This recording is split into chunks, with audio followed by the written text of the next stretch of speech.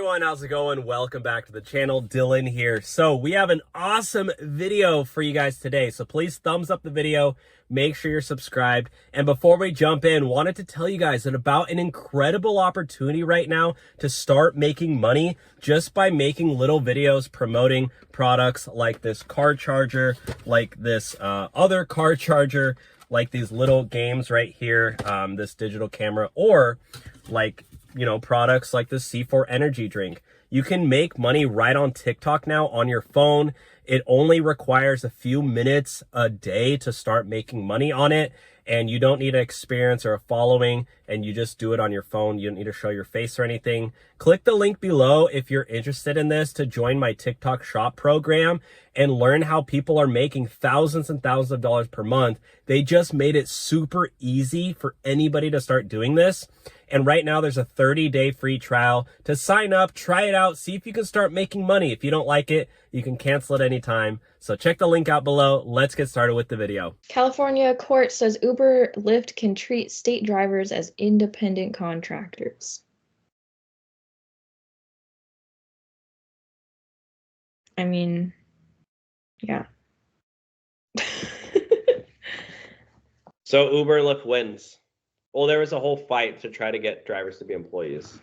Oh, the Prop 22 thing? Yeah, okay, I see. You want to read this? Yeah, so in Sacramento, California, tech giants bypass other state laws requiring worker protections. Anyways, the ruling mostly upholds a voter-approved law called Proposition 22 that said drivers for companies like Uber and Lyft are independent contractors and not entitled to benefits like paid sick leave and unemployment insurance. A lower court ruling in 2021 had said Proposition 22 was illegal, but Monday's ruling reversed that decision. Today's ruling is a victory for app-based workers and the millions of Californians who voted for Prop 22, said Tony West, Uber's chief legal officer.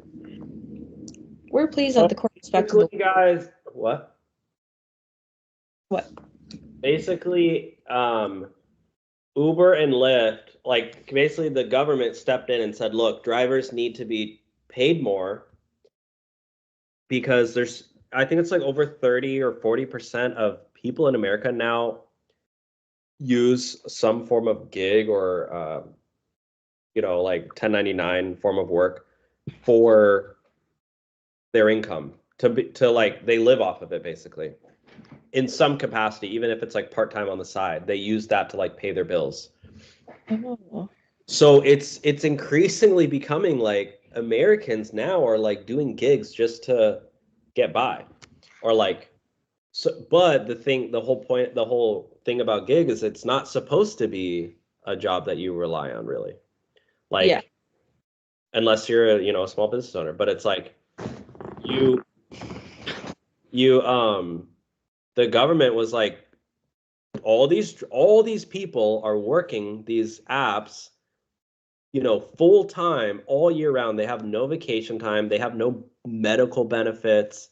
They're not saving for retirement. They're not getting overtime pay. They're not getting any paid sick leave, no maternity leave, paternity leave. So they're just, the government was like, look, we need to change this.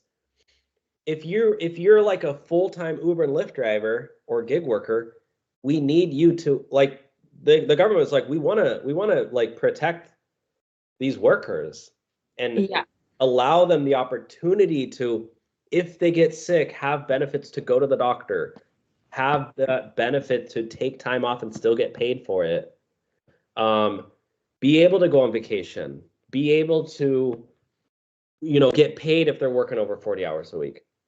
And how did all these gig companies respond?